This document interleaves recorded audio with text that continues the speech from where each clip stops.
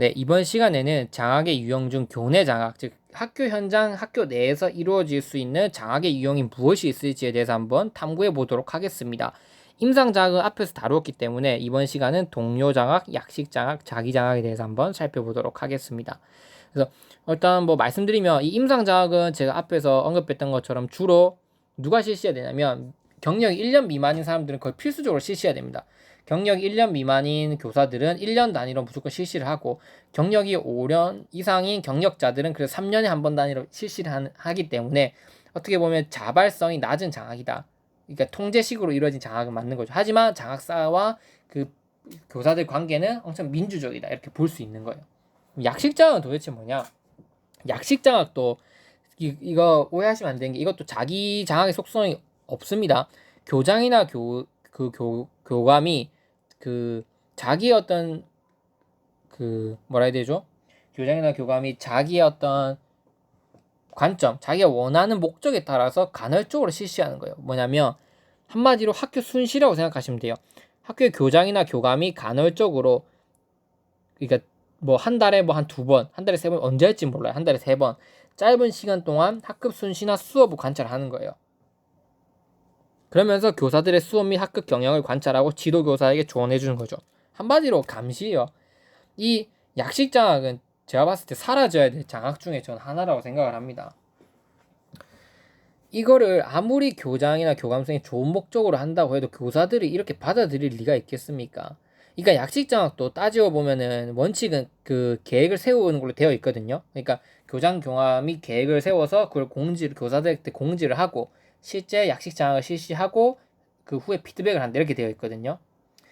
근데 뭐 그러면 대신에 뭐 계획을 세워도 이렇게 하겠죠. 나 한 달에 이번 달에는 뭐 저는 한 두 번 정도 순회를 하겠습니다. 이렇게 얘기를 하겠죠. 그게 계획이겠죠. 뭐 언제 할지 말을 안 해주겠죠. 하면은 뭐 다 대비하고 있을 테니까. 그래서 뭐 창의적 체험 시간에 아이들 뭐 학급 지도 잘하고 있는지 담임으로서 아니면 수업 시간에 수업 잘하고 있는지 이거를 몰래 와서 본다는 거예요.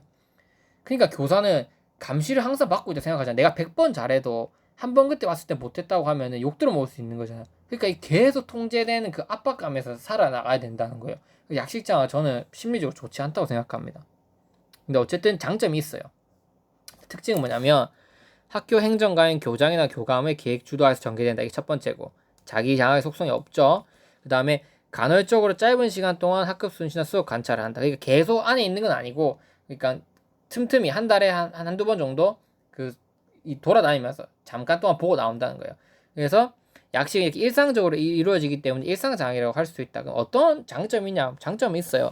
약식장학은 다른 장학 형태에 대해서 보완적이고 대안적인데 가장 큰 장점은 미리 준비한 수업 활동이나 학급 경영이 아니라는 점에서 가장 자연스러움을 알 수 있다. 그러니까 그 담임 교사가 학급을 이끌어 나갈 때 뭐 학급 규칙 만들고 뭐 이런 거 할 때 만약에 교장이 이때 들어온다고 얘기를 해버리면 다 짜고 치는 고스톱이 되니까 가장 자연스러운 걸 못 보겠죠. 하지만 약식 장학은 그 짜고 치는 게 아니라 언제 들어올지 모르니까 가장 자연스러운 모습을 관찰해 줄 수 있는 건 맞아요.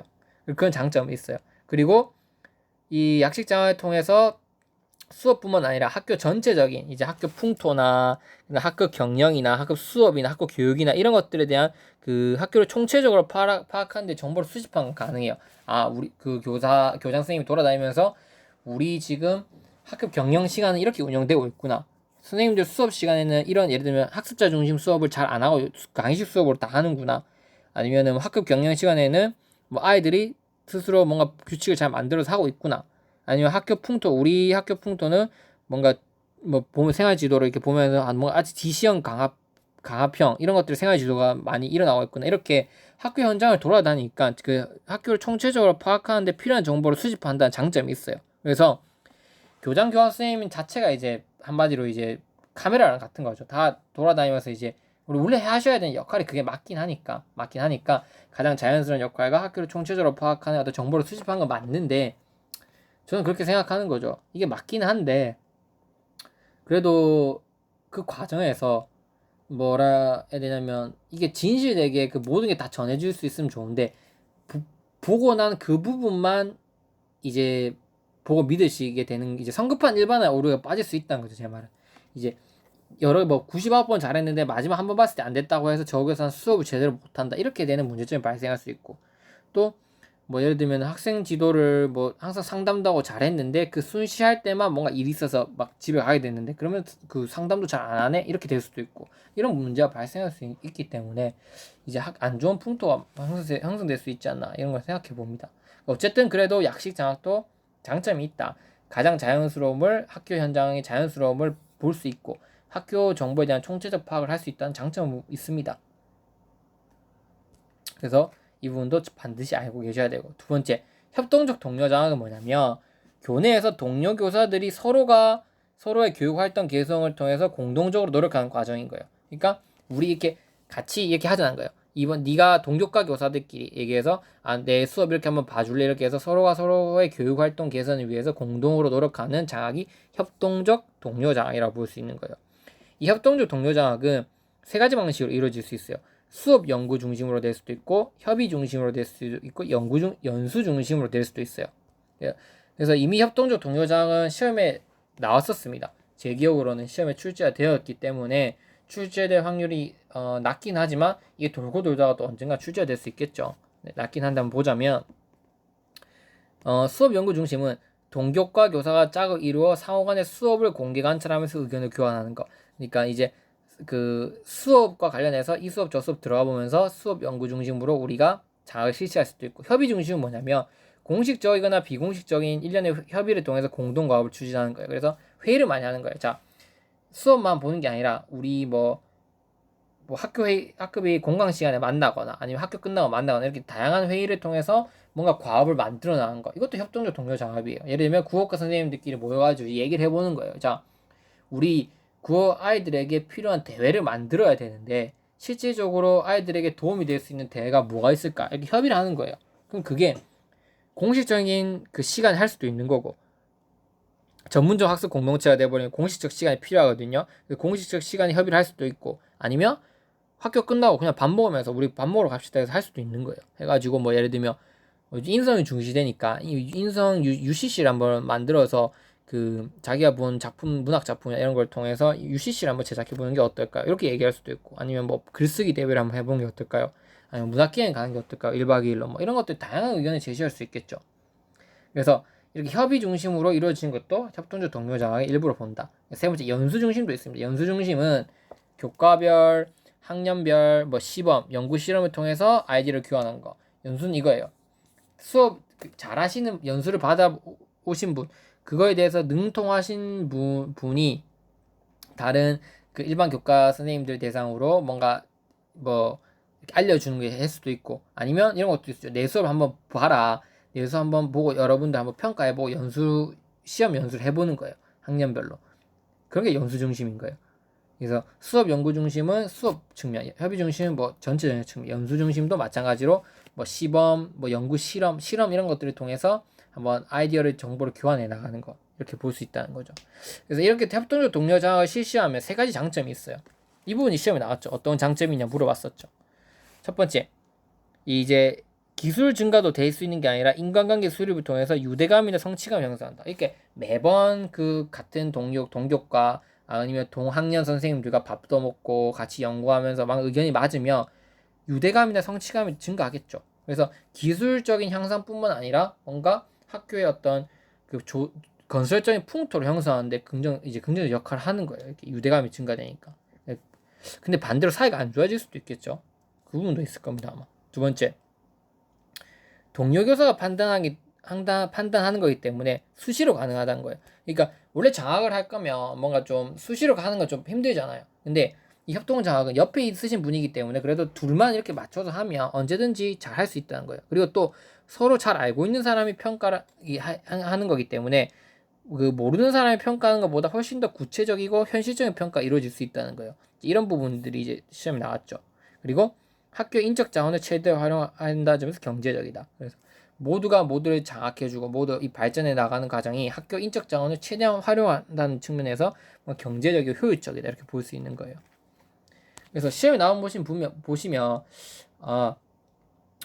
뭐 엄청 어려운 부분이 이렇게 나올 수도 있고 이론적인 부분으로 아니면 이렇게 협동적 동료 장학이나 공식 조직, 비공식 조직처럼 뭐 일상생활에서 우리가 충분히 쓸 수 있는 부분이 나올 수도 있어요. 근데 그거는 시험을 출제하시는 분들끼리 이제 상호 협의관 통해서 이제 이루어진 거기 때문에 저희가 알 수가 없어요. 교육행정에서 어렵게 내자고 하면 이렇게 안 내겠죠. 그러니까 어느 부분에서 어렵게 쉽게 낼까를 결정한 다음에 아마 될 거기 때문에. 근데 중요한 거는 이렇게 우리가 충분히 우리 경험을 통해서도 이제 알 수 있는 부분도 시험에 나온다, 이렇게 볼 수 있습니다. 그리고 이제 자기 장학에 대해서 한번 하고 마무리를 하고 이제 컨설팅 장학으로 들어가도록 하겠습니다. 일단 자기 장학은 뭐냐면 교사 자신의 자율성과 자기 발전의 의지 및 능력을 원칙으로 교사가 스스로 계획을 세우고 자기 반성을 하는 그 형태를 의미하는 겁니다. 그래서 교사가 자기가 발전을 위해서 스스로 뭔가 계획을 세우고 실천하고 그 결과에 대해서 자기 반성을 하면서 스스로를 이제 발전해 나가는 방식이 자기 장학인 거죠. 자기 장학도 세 가지 방법을 할 수 있어요. 첫 번째, 자신의 수업이나 생활지도, 특화지도, 학급 경영 등과 관련하여 학생들과 만남이나 학생들을 대상으로 의견 조사를 하는 거예요.